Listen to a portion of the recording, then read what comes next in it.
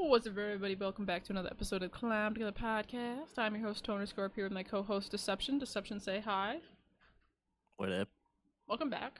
Welcome back. This is episode number 26. 126 of the Climb Together Podcast. We got some cool stuff to talk about today. A lot of Rostermania things going on in Call of Duty in preparation for Black Ops 7. That's a big number. So Black Ops 7 rumors as well. Some rumors and some roster changes and some other things and some I don't even know, man. I'm on like this weird wavelength today. I really don't know how to describe it. I mean, I think that just means you're just weird. Yeah, that's fair. Alright, so we're just gonna go ahead and get into the Rostermania stuff. Deception, you wanna take the lead, good sir? As you have been, there's a lot. There have been a number of like things. Nothing's really been confirmed yet. Yeah. The only thing that is absolutely confirmed, unless something insane happens, is that Optic are sticking together. That's it. I mean, they did win. Basically, it's rumored that that there might be changes within every one of the other 11 teams. Lock it on the roster changes? Yeah, for sure. Yeah, I most mean, notably, the team that finished second like 4 times this season, Vancouver Surge, have blown it up. Their entire roster are free agents.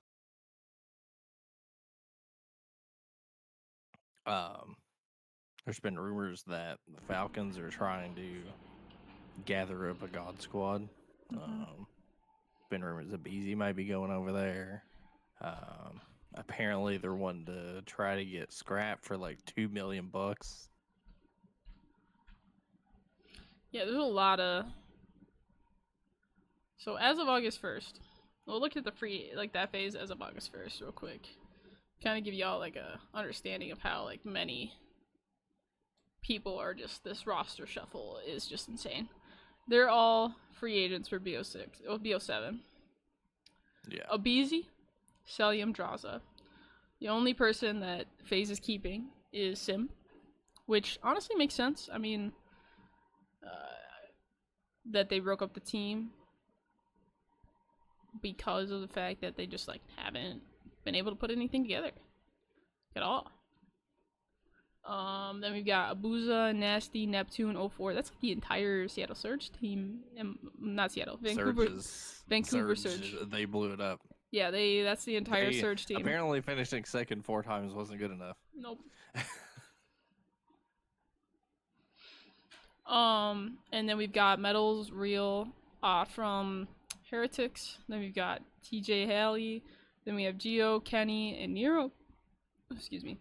Gwyn, Kemp, Gremp, Beans, Kismet. I'm surprised Kismet hasn't retired yet. I'm gonna be honest, I'm surprised Kismet is still kind of in the mix of it, but then there's Ojani. He hasn't been playing for that long. I know, but he's like not like, I don't know. That's my personal opinion. Craze, Mamba, Lunars, Diamond Con, Mac, Vivid, Awakening, Skies. Dude, I definitely expect at least 1 or 2 of those Omega guys to be on a team if somebody 100%. doesn't just pick all 4 of them up. Honestly, they need to be on like a pro roster, especially of how well they're doing right now. Honestly, with like how good he's been the last couple of years, I really hope that Craze gets on a team. He has been really good, and he has just never gotten his chance to play in the CDL. I would love to see him get in there. I think he would do well. And then there's Linz, Priesta, Fellow, Brack, Afro, Exceed, Illy, Standy, Fire, Neum, Cobra, Uli, Z-Real, Prolute, Harry, Orcs, Eric Boom, Gunless, Temp. Dude, Gunless hasn't been in the league in so long. I know, he's crazy. I think he can pull it out one more. He can pull out one more season, I think. Temp, Oak, Asim, Mythics, Paul X, and why is Formal on there? Formal's Formal... on here because this Halo season. Oh, it's the last one, isn't it? Yeah, whenever Worlds happens, they said that 2025 would be the last year of support. So, I mean, if that means like the HCS is not supporting it anymore, I mean, competitive Halo might be dead for a little bit. We might be going back into a low period. I mean, I could see him And making there it have back been in a rumors circulating within the last couple years that there is a possibility that Formal might go back to COD. Possibility of a maybe. Of a might. Gotcha. He's talked about it a little bit. I think he's played in a lot of the kickoff tournaments and stuff for COD. Like he's definitely still got it. Oh, for sure. I think he could definitely be on like a top team. I just don't see him on being on any team other than Optic, which is just like, you know. I mean, Nadeshot said like he would do anything to get Formal on LA Thieves if Formal wanted to play for them. I think he would play for Nade. I think that I'd see that happening. If he were to not play for Optic, he would play for Nade. Because that's like close, you know? They're like... That was boys. Like before BO6, but there is a clip of Nade being like, Formal, if you want to come play LA Thieves, I will do anything to get you on this team. He would like work for LA Thieves for free, I think, if he got to be... If he needed that money for Formal. Well, that's the same thing about like the insane amount of money like Nade put in to get the team they had. Yeah. Like he's willing to do anything for that team, and it shows. And honestly, that's like the kind of thing that... Imagine he gives scrap to Falcons for like $2 million and then offers Formal the crazy contract. Yeah, uses the $2 million for Formal only. Like, that's just his like salary for like the 8 months he's on the team.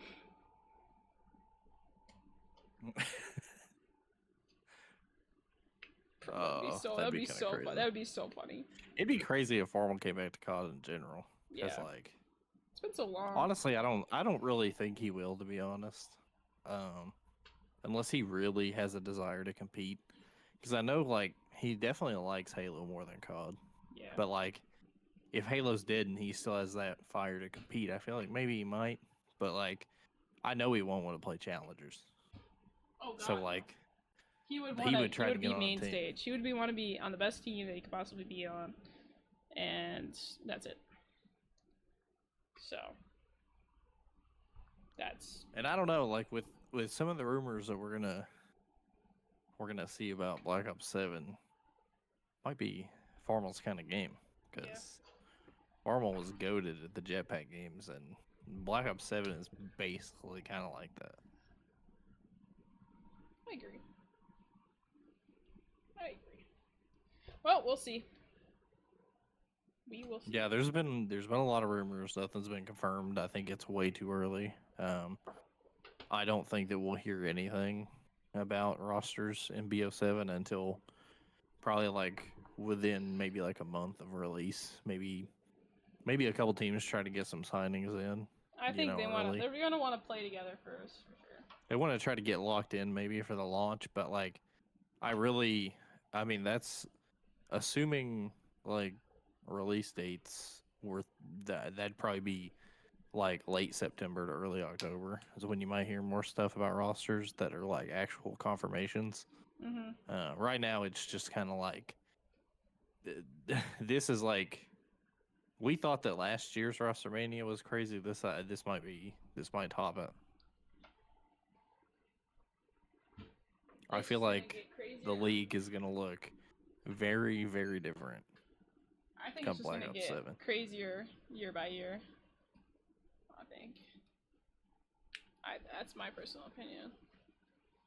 Crazier by the year.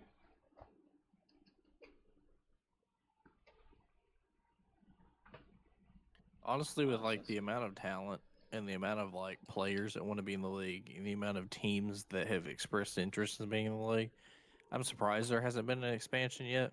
There should. But at the same time, I fully understand it. I mean, we've been talking about the possibility of an expansion for 3-4 years. I mean, the first thought that I ever heard of an expansion was like after Cold War.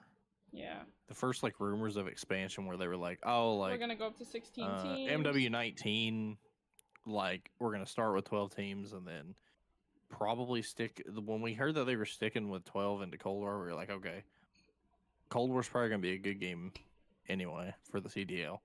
So I bet they try to expand after Cold War, and it just has never happened. There's been a lot of rumors of expansion. There's been a lot of teams that have expressed interest in wanting to be in the league.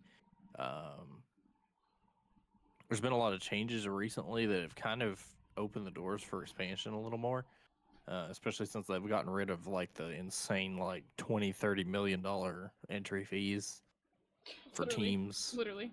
And then like, but it's just like nothing's really happened.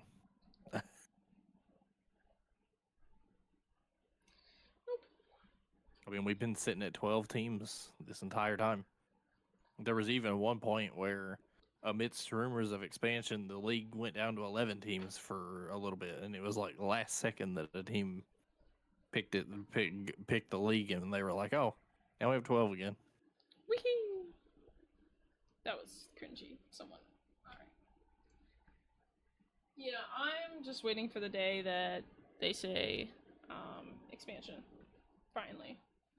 I honestly think the league could do well from expansion. I For think so one, too. it would be better for the tournament structure because then you'd have 16 teams and everybody could just start in winners. You wouldn't have to have like a start of losers. There's so much talent on the board that I think you could definitely get plenty of good players spread across the 16 teams. I think it would create more depth within the league as well too. Honestly, like. See, like I could understand if maybe like the player pool wasn't big enough. Like, what if we added 4 more teams and they were all the top 4 worst teams in the league? That wouldn't look very good. No. But like, there is so many players. There's so much talent. Like, even on this screen, there's just if you see all these players, like a good like, there's 4 players per team, so you're looking at 48 players in the 12-team league. Like, there are like, how many players are on this screen? Freaking 50, 60? Like, there's a few of these guys that are going to get left out. And if there were 16 teams, then it'd be like, you could have all these people in a spot on a team. But I don't know. It just like, somehow we have not made efforts to expand. I've even heard recently, like, Hastro was talking about how he wants Envy to be in the CDL. And he wants to try to find a way to get him in there. But it's just like, I don't know how you would do that. Unless you, like, bought up a team. Yeah. All right. Yeah, these are the current rosters. Yeah, with everybody. And some of the... well, this was currently with all the players that, you know, had been reduced to being free agents. Yeah, so for clarity for the colors, player is under contract is the white name, red is their restricted FA, so if there's a good enough offer, and then status unclear, potential FA. So this was before the scrap rumors, I believe. So, because when was this? This was this was as of August 2nd. Like, the first rumors they hit were that Ghosty was gonna get taken somewhere else. No idea where, but there were rumors that since Celium became a free agent, maybe they'd try to get Celium or Abuza. And then, like, there were rumors that they were also trying to ship Ghosty and Envoy off.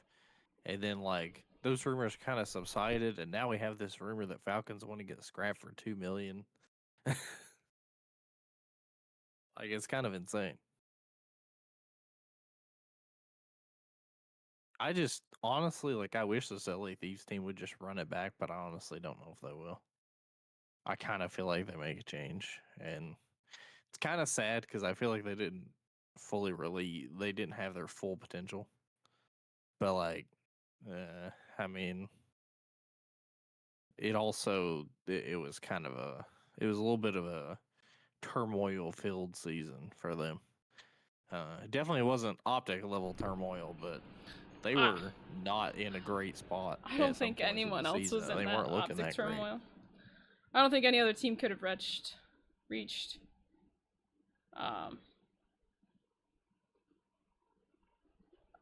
What did I say? I don't think anyone could have reached the turmoil level of Optic that's last season there.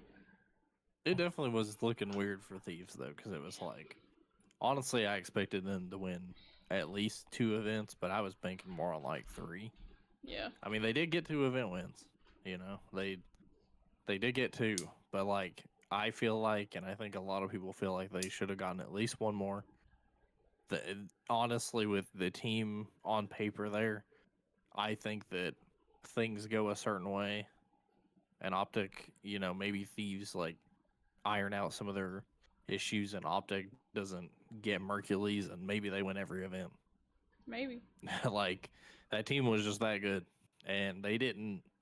I wouldn't say they didn't live up to potential, because they definitely showed that they were good, but there were so many situations where there were so many holes in their gameplay and their team, that they were getting knocked out in events at times when they definitely shouldn't have. I feel like that Thieves were like a lock for at least grand finals in like every event. Mm-hmm. I think they showed their potential. I just don't think they were consistent about it. Yeah. Like, they had the potential to be consistently good, and they just couldn't. And see, I was kind of excited too, because like when Optic showed that they were doing really well with Mercules, I was like, it's gonna be Optic Thieves at finals of champs. That's gonna be insane. Like, I wanted to see that matchup so bad, and then it just didn't happen. Yeah. So we'll see. We'll see. I wonder if they put out like an updated version of this, because there was a Gosi is a restricted FA. Major Maniac retired, which I kind of forgot he was still playing low-key. That's my bad. Hixie retired.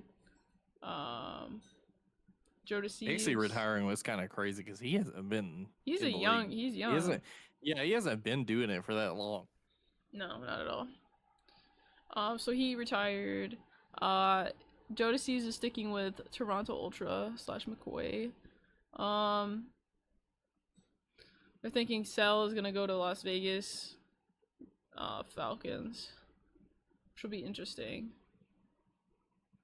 And according to Zuma, Vegas Falcons are attempting to buy out Scrap from the LA Thieves, which is kind of like where that's the $2 million deal that Deception was talking Apparently, about. the offer initially was 900,000. I think Nate must have turned it down, so they came back to him with 2 mil. They're like, here, we'll more than double it. We want him. So they're the high possibility of that. I mean, that would be one of the craziest contracts. That's definitely the yeah. biggest contract that has ever happened. I mean, in the CDL. he's an insane player, and the Falcons. Like, the only other contract that I remember that would be anywhere close to that wasn't even $1 million. I don't think anybody in the CDL has made $1 million off of a contract in a season. No. I think the closest was, Hydra on NYSL. I think he was like, he had like a 750,000 contract, I think. But I think that's the closest. I think that's the highest contract ever. Okay. Yeah, I don't know.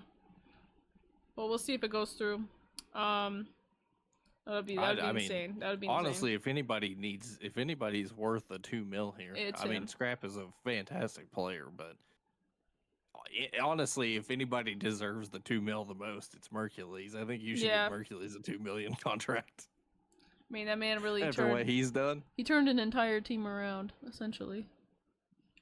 After what he's done, you need to hand him the super max. Yeah.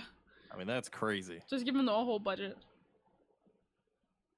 Everyone else worked for free. Yeah, have have all the other 3 Optic players on like a $400 contract like it's 2013, Yeah. and Mercules gets 2 mil. Yep. That'd be actually kind of funny. And then we've got Real could be joining Koi Toronto Ultra, according to That Heretics would be a founder. good pickup. He was definitely Real the and Joy Heretics' Deceives. best player, Oh, for sure. and he was really good when he was on Ravens too. Like Yeah. that'd be a good pickup for Ultra. Yeah. Envoy is an unrestricted FA for the year as well. Yeah, that's kind of what sparked the rumors that him and Ghosty were going to get shipped off. Is like they're free agents, but Hydra and Scrap have not been listed as free agents, so it just kind of like it kind of sparked some rumors that maybe Thieves would be making a change. But we also have to remember that like 90% of CDL contracts are just 1 year. Yeah. So people are going to be free agents regardless. Doesn't mean they're leaving.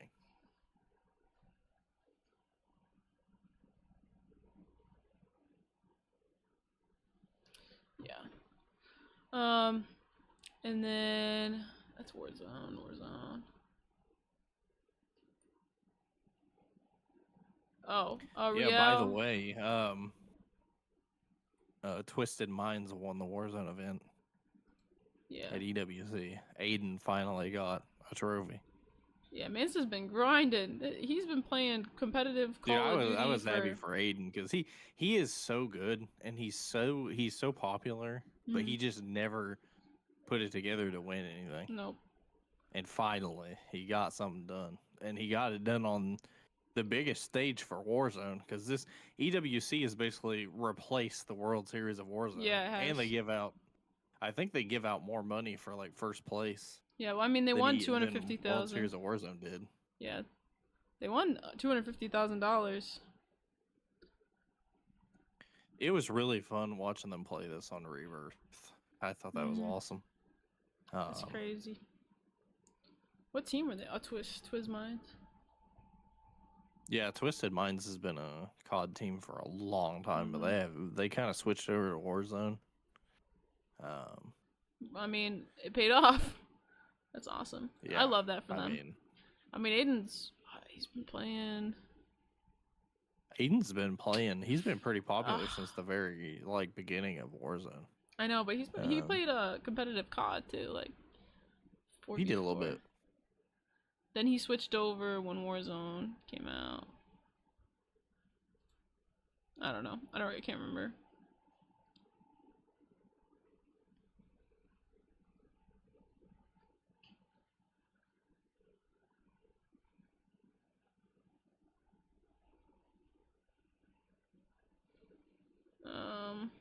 Yeah, this whole thing from Heretics was kind of crazy. I don't even know, man. What is going on here? This was kind of nuts.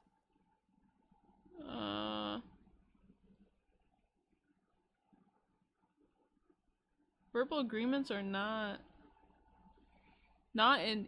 I mean, in okay. You want to explain this real quick, Deception, quick? Like, do a brief synopsis of what this is. So, basically, apparently, Real verbally agreed to extend his contract.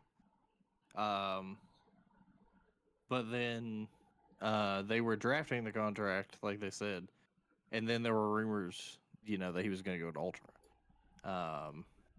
And it seems like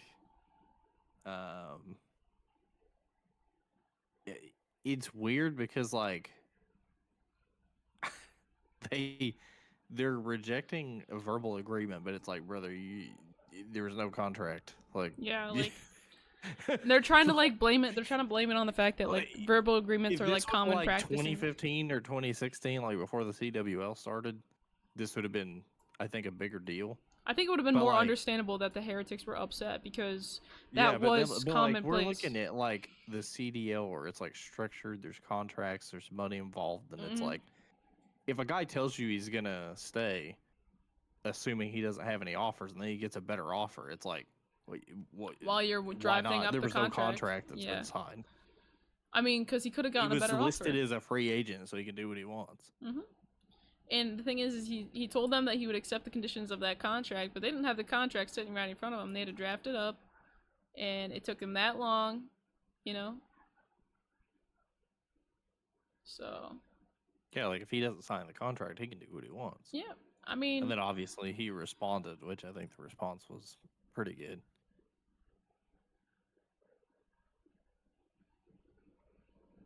Yeah, I think, I mean, yeah, verbal agreement, like if you say you're gonna sign something, that's one thing, but like at the end of the day, like it does not require a full statement.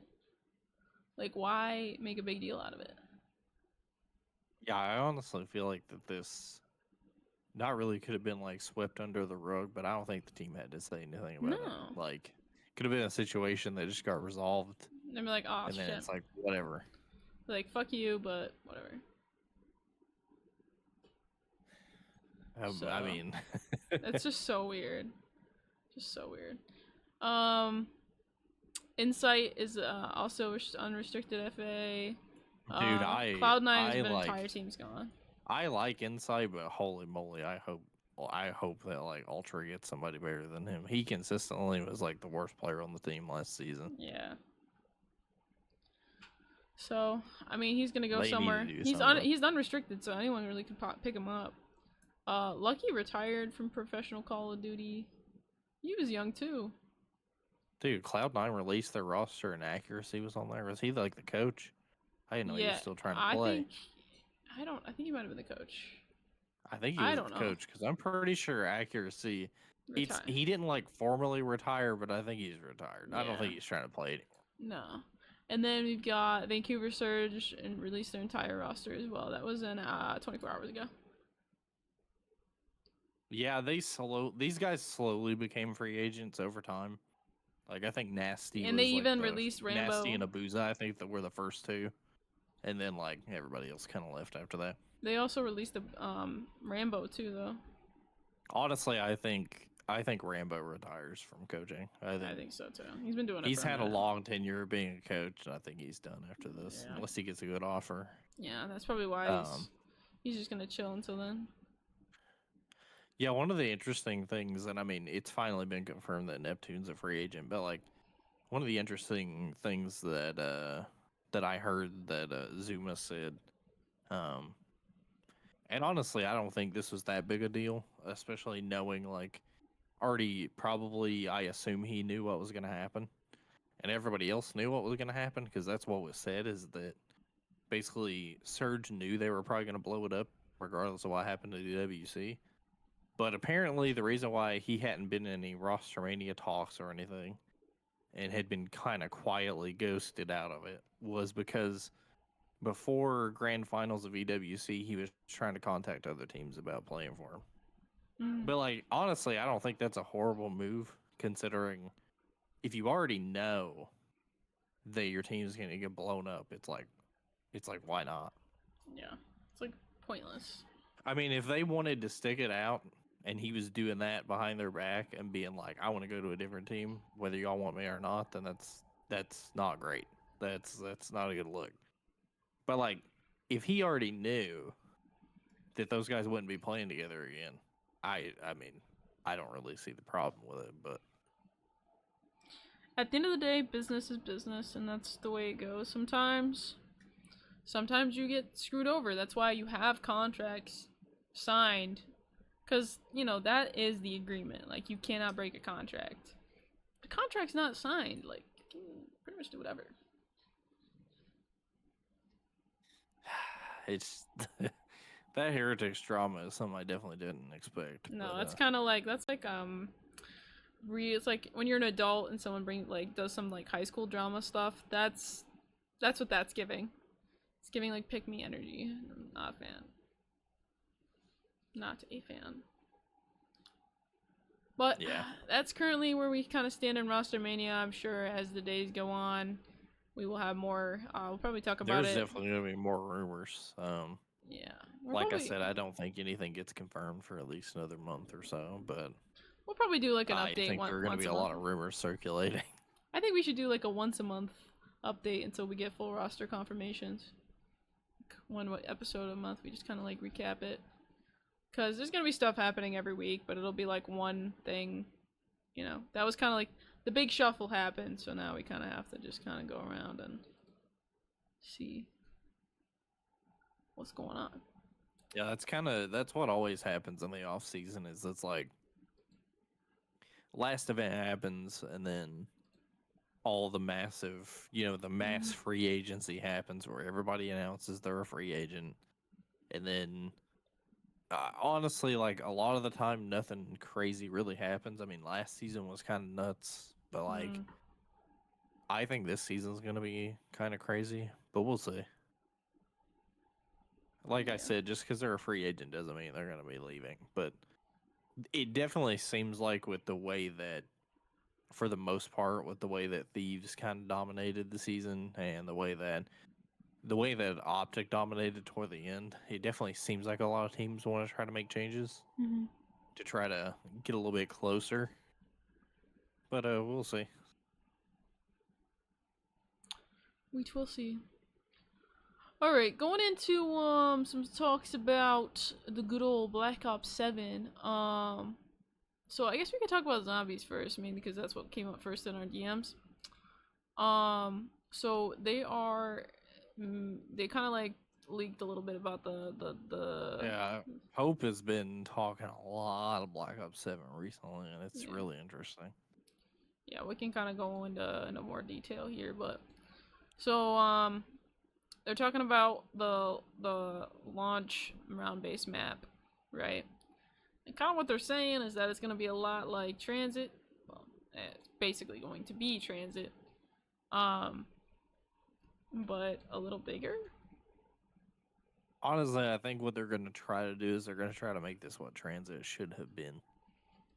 You know? Yeah. Minus all the console restrictions of the time.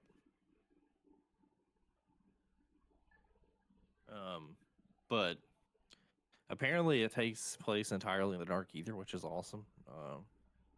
If, remember when on D Machine, when you would take the portal and you'd be in D Machine, but it's in the Dark Ether. If it looks anything like that, that's going to be sick. That's going to be really cool. One of the really interesting things is because of the last round-based map of Black Ops 6 getting released with Season 5, it has been confirmed that the original crew is coming back. And Hope says in here that if you mix and match the original and the BO6 crew, they will interact and talk to each other. It's not just gonna be like they do nothing if you don't play as the full crew. So that's kind of cool. That is sick. You're like, who are you?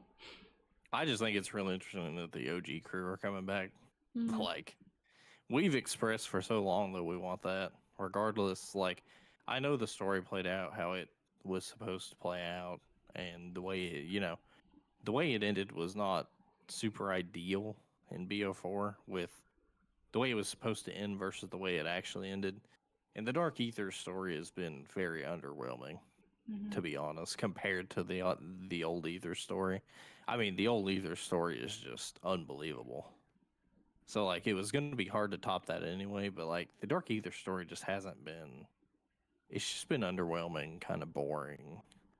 And I think them bringing back the OG crew, but in the Dark Ether, I think that'll spice it up a little bit, and hopefully they inject some of the old Ether stuff in there, so it'll make it a little interesting. Yeah. But we've known for a while that the first map of this game was going to be Transit or something very similar. So this is going to be very cool, I think, because I think even though like a lot of more hardcore players say that Transit is one of the worst maps of all time, I think we all agree that it had a ton of potential. It was just completely ruined by the restrictions that the consoles put on it, them just not being powerful enough to handle it. So they had to make a lot of reservations to be able to just get Transit to function. They kind of sacrificed a lot. And I think it'll be really cool to see this actually come to fruition. I'm kind of excited for a zombies reveal, to be honest. Yeah. I really like that they've kind of like reinvested into zombies. Because it really was in the shitter there for a while. I think Black Ops 6 was a very good sort of revival for zombies. I I definitely agree. don't think Black Ops 6 was like the greatest thing ever, but like It it proved, was it was exactly what zombies needed at the time. yeah. It needed a comeback, and BO6 was a good comeback for zombies. Because they just like gave up on it, really, after a certain point, and we didn't have like zombies or have a good zombies experience in any of the games for like what 4 years. I mean, except for Cold War, I think was probably. Yeah, I mean, like, I would say that in the grand scheme of things, BO4 was pretty good. Although I don't think it matches up with any of the games before it, No. except for maybe like World at War. Black Ops 4 was pretty good, but there's a lot of stuff that wasn't that great about it, especially the cycle of the game and how now that we know that what it was supposed to be isn't anywhere close to what we got, it's BO4 is pretty disappointing. Um, and then Cold War was good, but like for one, it was perceived as too easy for hardcore players. Easter eggs were kind of like, I wouldn't say the Easter eggs are like brain dead, but like they were pretty straightforward. It wasn't that difficult to do the Easter eggs. Yeah, it was And that's kind of definitely. how it started in BO6, but you know, we'll get to that. But I think they and then definitely we had took the Cold War. absolute abomination that was Vanguard zombies. That was horrible. I don't even know what that was. We forget about that. That didn't The happen. only slightly redeeming quality of Vanguard zombies is when they added round base with that Shino Numa Reborn. But that's it. Like, everything before that was the worst product in zombies history. Shino Numa Reborn was cool, but in reality, it was kind of average. If that would have come out in like Black Ops 1, it would have been amazing. But for Vanguard and as a standard zombies had, it was a lot better than what we got initially, but it wasn't great. And then the final map of Vanguard Zombies was also round based, but nobody remembers it because it's literally just a complete remaster of the second map of Vanguard that everybody hated, and all they did was made it round based and put a green filter over the map. Um, and then we had no zombies for MW2, but then in MW3 we got zombies, but it was something totally different than we've ever experienced, and it was zombies, but on the BR map. And I honestly thought it was like kind of cool, but it got boring really fast. Like basically after you did all the story stuff, it was pretty bad. But I mean, I don't know. I'm on the edge on whether or not I want to play Black Ops 7. I think if I do, it'll be for zombies, to be honest. Just kind of relive that BO2 transit map again. Yeah, I'm gonna be honest, I'm probably not gonna buy it, but I know it's gonna come out on day one on Game Pass. And I have Game Pass, so I'll play it. We'll give it a shot. I might just get Game Pass. Probably be like Black Ops 6 again, unless the multiplayer just wows me. We have heard some things on Ghost of Hope's profile that are promising, that make me a little excited for the multiplayer. But like I'm trying, like I'm like very, very cautious. You wanna know what Because excites me about these multiplayer? These freaking what? maps that they're remastering. My favorite goddamn map of the entire fucking game. Yeah, apparently there are 3 BO2 maps coming, and there will be more drip fed through the seasons. This They're map, trying to do it different than MW3, where MW3 was just here, have all the old MW2 maps from 2009, but it's in a 2023 game. They're doing a little different. There's a lot of original maps, or hopefully a lot. I don't know how many there are going to be, but there are 3 from Black Ops 2 that are returning. This is my favorite map of all time. Why? I don't know, but it is. Hijacked is your favorite map of all time? Yep. Honestly, I think I have to go with Raid. Raid is a good map. I'm not gonna lie. No hate. Totally valid answer, but this is my favorite map. And I can't give you an explanation, it just is.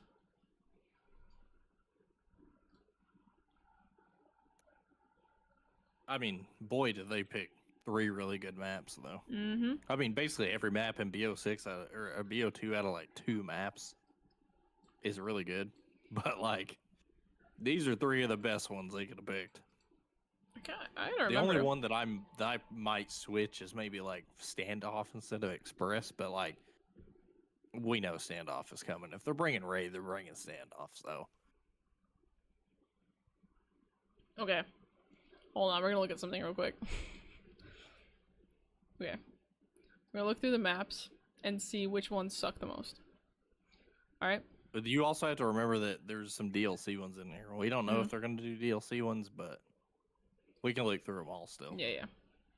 Well, let me fix this thing up for a little bit. Okay. So we have Dig and Frost. Dig was a World at War remake. I thought Dig was pretty cool. I did like Dig. I didn't think it was an amazing map, but the concept was cool, and the fact that it was a World at War remake was pretty cool. Probably for the people that play World at War. I did not, but.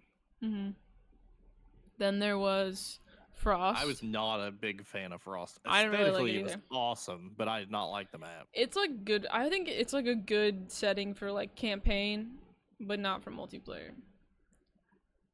Yeah, aesthetically it was sick, but I wasn't really a fan of the map, especially like the freaking like walk through the water.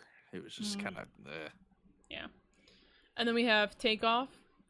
Takeoff was a BO1 remake of Stadium. I love that map, especially because back in BO2, I was very into sniping and trick shotting, and this is one of the best maps for that. It was. You go up on that scaffolding right there that you see on the screen in the center of the map, and you go for shots off of that.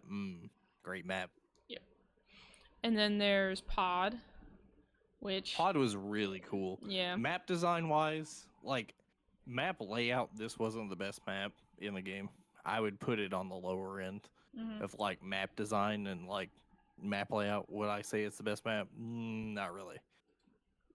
But the aesthetic and how it ended up playing in most matches, I really liked it. I thought it was a cool map. And then there was Detour, which Detour, honestly, like it was okay. That map, 90% of the time, the games on that map were terrible. Yeah. But like, if you got a good game on that map where you could like flank and stuff, it was pretty fun. But most of the time, especially if you were trying to play like Dom or something and the flag was in the middle of the map, it was bad. I think they did like a Detour remake was of this kind of map. cool, but the games were bad. I think they did like a remake of that map with like, or like They did something like one of the newer maps was kind of similar to Detour. It had like a similar build to it. It just didn't have like the dip down under B site. I don't know. I don't remember. I'm also crazy, so that's fine too. Uplink, that's always a good one. Uplink was a remake of Summit from BO1. Not much you had to say about that. Great map. Yeah. Rush, I think I also like Rush. Rush was an awesome map. I love the aesthetic of the map. The layout of the map is awesome. I mean, it got remade in Cold War. Like you got to see it again in Cold War. It was sick. Yeah. I loved Rush. Then there's Cove. Dude, Cove, like, okay, I didn't play Cove a lot. Fun fact, Cove is the island that you can see off of Hijacked. I didn't play Cove that much, but the one memory I have of Cove is Scump playing this map and going 143-6 in a domination game on Cove. That's the memory I have of Cove.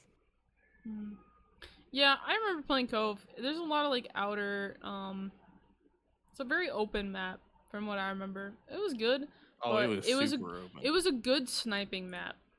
That, in my honestly, like when you talk about map design, Cove might have had one of the most interesting map designs in the entire game, because it basically was like, it was just so open, but it was like basically just like a circle. Yeah. It was odd. Yeah. Very, very open. So I liked sniping on this map, or like using like marksman rifles or something, from my memory. Moving on to like Encore. I did like Encore. I'm not gonna lie. I never did like. played Encore that much, but I I thought did like it. again the map design, just the map design and the aesthetics of the maps in this game were just unmatched. Like they consistently, especially with the DLC maps, they just kept knocking it out of the park. Yeah. With map design, and same with the next map, Magma. That was insane. Yeah. Playing on a lava-filled town after a volcanic eruption was nuts. And the magma hurt you. It did. You die. Which I thought was cool. I thought that was cool. Kind of like limited your playing. You kind of had to do a little bit of parkour. It was very interesting playing on that map because there were a lot of situations like there's one part of the map where to get to one of the lanes of the map you had to go through like a wrecked terrain, and it was very funny meeting people in the middle of that terrain. You're like, oh hi. And then there's Studio, which is just a reskin of Firing Studio Range. is a Firing Range remake. I thought honestly, like, you know, people like that played Black Ops 1 a lot, and I played Black Ops 1, but like people that are in love with Firing Range would hate me, but I think this is a better version of Firing Range aesthetically. It looks amazing. And again, as somebody who is sniping and trick shotting a lot, jumping off that castle and hitting ladder stalls and stuff was just incredible. It was amazing. Great map. Agreed. Vertigo, I don't really remember Vertigo all that well, to be honest. Vertigo is crazy. You are literally on the top of a skyscraper. Oh, yeah, because there was like the outside, and then you would go into the building. Yeah, okay, you could fall off basically everywhere on the outside. It was intense. The map, it was crazy. That map was nuts. I thought it was fun though. And then there's Mirage, which is kind of like what's the one map with the pool in BO6? With like the underground bank. Is it Miami? I don't know. Hold on. If it was a DLC map, I can't tell you. I don't know. No, BO6. DLC maps in BO6. BO6. I have not played. You have to remember that I haven't really played very much multiplayer, so I don't know what kind of maps are in BO6. I'm looking. Vault. It's Vault. It's like Vault. Yeah, I've watched a lot of Vault, obviously, because of CDL and that. Yeah, it's a lot. It's similar. It's similar to Vault, in a lot of different ways. It just doesn't have this like arch thing. Downhill. Oh, I'd say it's like a mid. Downhill was really cool. Mid. It was like you were playing on the ski resort on the side of the mountain. It was kind of cool. It wasn't a bad map, but I don't think I'd want it again. Again, like keep reiterating it. The aesthetics of the maps, especially the DLC maps in BO2, were just awesome. Oh yeah, 100%. Unmatched. Been enjoying the podcast today. Good job. That's what's up, Hugs. I'm glad we're bringing good content today. Grind, fan favorite. I mean, it's just a good map. Grind. I have 4 words for you about Grind. Best DLC map ever. Yeah, I agree. The greatest DLC map of all time. Yep. And then we have Hydro. Grind was so good that it has been remade like 17,000 times. BO4 and BO6. Yeah. Just such a good map. Grind was an awesome map. And then there's Hydro, which I did like Hydro. I'm not gonna lie, I did like Hydro this map. was kind of crazy because like the waves. It was one of the first like maps that would have something crazy happen, like some event. And I honestly think that this map might have inspired a lot of the more unique maps in COD Ghosts with all the interactive events. Because there were some times on Hydro, you could freely walk through the water and stuff, but there were some times where the dam they would open it and just water would just surge through there and kill anybody that was coming through it. Yeah. So that's cool. See now we're getting back into the launch maps. So we got Nuketown 2025. I mean, that's a Excellent evolution of the original Nuketown. Great. Yemen. I like this map for that sniping lane. That sniping lane was good. Okay. For pubs, I was not a big fan of this map. I didn't think it was bad, but I was not a fan. For competitive, playing hardpoint on this map is awesome. Hardpoint on Yemen is amazing. Then we have Turbine, also a good map. I stand on Turbine. If you're a sniper or a trick shotter, you love Turbine. If you're not a big fan of Turbine. You hated it. Standoff, my second favorite map. Standoff, one of the greatest maps of all time. Yeah, it's just beautiful, gorgeous. There's a reason why it's been remade like a million times. Yeah. Like it was in BO2, it was remade as Outlaw in BO3, it was put in BO4 as a map pack before Cold War came out. It was put in Cold War. Like, it's just a good freaking map. It's a beaut. It's a beaut. And then there was Slums, which also good map. They remade it for BO4. Another really good one. That's the map in BO4 that I did 250 seconds in hardpoint. I love Slums that. hardpoint was really fun, especially like when you got like P1 around the statue. Oh my god. Yeah. Fighting and P1 around the statue was nuts. And another game mode that we never get to see anymore because they don't put it in the standard playlist anymore. But CTF on Slums was insane. Yeah. There are so many videos from BO2 events of crazy things happening in Slum CTF. Yep. Gorgeous. Amazing. Love, love, love. Raid, another classic. Amazing map. Raid's my favorite map. Been remastered more times than I think this is the most remastered map other than Nuketown. If I'm correct. Yeah. Yeah. Then there's Standoff and Nuketown are like the most remastered maps. Yeah. Then there's Plaza. Don't really remember Plaza all that well. Plaza was a weird one. Like it was one of those where it was one of those maps where it was kind of like Detour, where like there were games when it'd be great and there were games when it would suck. And when it was great, it was awesome. It's a great aesthetic map. You know, the classic walk in the club part of it and you hear that music playing. But there were sometimes, especially when people would sit and camp on like the little rooftops, the two little rooftops you could get on. It was infuriating. I can hear it in your voice. Up there and they'd put like a claymore or a C4 on the ladder, so you try to come up there and get them on the ladder, and you get C4'd in the face. Yep. And then there was Overflow, which I think was another DLC map. I think that it's, for me, it's down to either Overflow or Aftermath is my two least favorite maps. I can't tell you which one is my least favorite, but they're definitely, in my opinion, the two worst launch maps of BO2. Yeah, I'm not a fan. I'm really not a fan. I did not like Overflow. If you can tell, I think I blocked it from my memory because I really don't remember playing it. I did not like it. And then there was Meltdown, which was okay. Meltdown is a beautiful S&D map. Yeah, I can see that. I didn't really play a lot of S&D. Everything else about it is kind of like meh, but S&D on Meltdown is awesome.